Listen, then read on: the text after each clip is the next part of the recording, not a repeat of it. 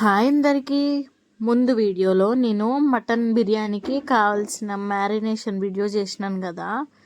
తర్వాత అది 1 అవర్ ఫ్రిడ్జ్లో పెట్టుకోవాలన్నమాట. మనం మ్యారినేట్ చేసిన మటన్ తర్వాత కుక్కర్ పెట్టుకొని కుక్కర్లో గీ యాడ్ చేసుకొని మనం మ్యారినేషన్ చేసిన మటన్ ఏదైతే ఉందో అది కుక్కర్లో యాడ్ చేసుకోవాలి.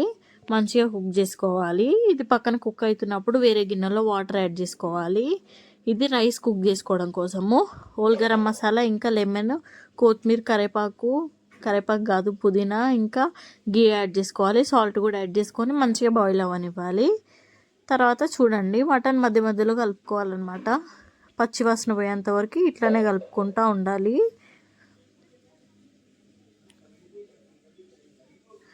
తర్వాత దీంట్లోకి వాటర్ యాడ్ చేసుకోండి. మటన్ మంచిగా కుక్ అవ్వాలి కాబట్టి వాటర్ యాడ్ చేసుకోవాలి. చేసుకున్న తర్వాత మళ్ళీ ఒకసారి మిక్స్ చేసుకొని సాల్ట్ చూసుకొని కుక్కర్ విజిల్ పెట్టేసుకోండి. ఒక 7 విజిల్స్ పెట్టుకోవాలి. తర్వాత వాటర్ బాయిల్ అయింది చూడండి. మనం నానబెట్టుకున్న రైస్ ఏదైతుందో అది యాడ్ చేసుకోవాలి దీంట్లోకి. చూడండి రైస్ మంచిగా కుక్ అవుతుంది కదా. నేనైతే 90% కుక్ చేస్తాను. గంజి తీసుకుంటాను నేనైతే. మీరైతే ఎట్లా చేస్తారో మీ ప్రాసెస్లో రైస్ అట్లా వాడ్చుకోండి. తర్వాత వేరే గిన్నె తీసుకొని దాంట్లోకి గీ యాడ్ చేసుకొని మటన్ గ్రేవీ యాడ్ చేస్తున్నాను నేను కింద, ఎందుకంటే అడుగంటకుండా ఉండాలని. తర్వాత రైస్ ఒక లేయర్ యాడ్ చేసుకోవాలి.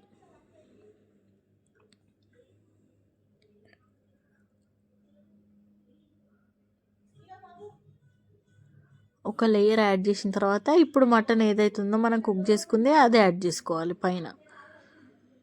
మళ్ళీ ఇంకో లేయర్ రైస్ యాడ్ చేసుకోవాలి.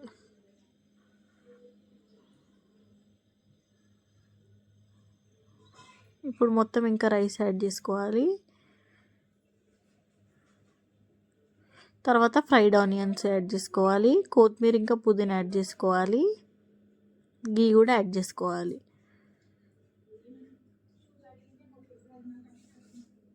నేను సాఫ్రాన్ కూడా యాడ్ చేసినాను. తర్వాత మూత క్లోజ్ చేసుకొని దమ్కి పెట్టుకోవాలి.